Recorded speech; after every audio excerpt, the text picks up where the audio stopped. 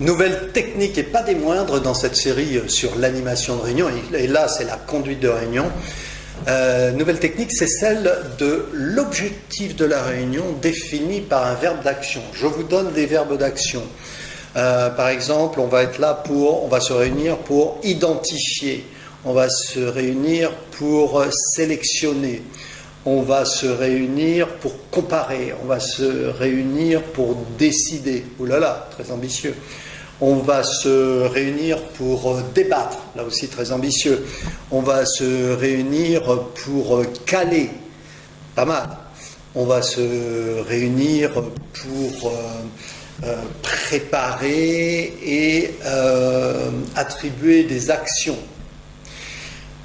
Vous voyez, ces verbes d'action sont précis et ils conditionnent alors d'une part, ils conditionnent un résultat potentiel et ils conditionnent également des moyens nécessaires. Si par exemple je dois identifier, mais je sais que dans l'identification, il faudra que je fasse travailler les gens à chercher, à se creuser la tête, peut-être avoir des documents, etc., etc.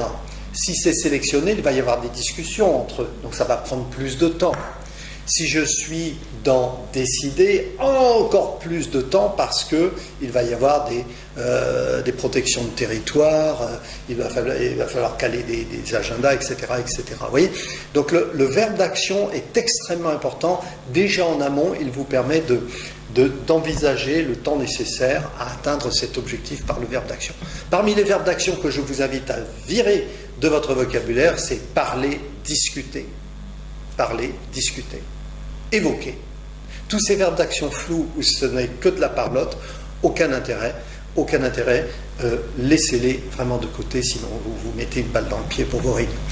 Que dire d'autre sur ces verbes d'action ? Eh bien, écoutez, c'est déjà pas mal. Vraiment faites attention à ça, cherchez dans vos listes de verbes d'action. Vous allez sur Internet, vous allez trouver des tas de listes de verbes d'action pour les réunions et basez-vous là-dessus pour vraiment cadrer vos réunions. Ok ? Très bien. Je compte sur vous. On se retrouve bientôt. Comptez sur moi.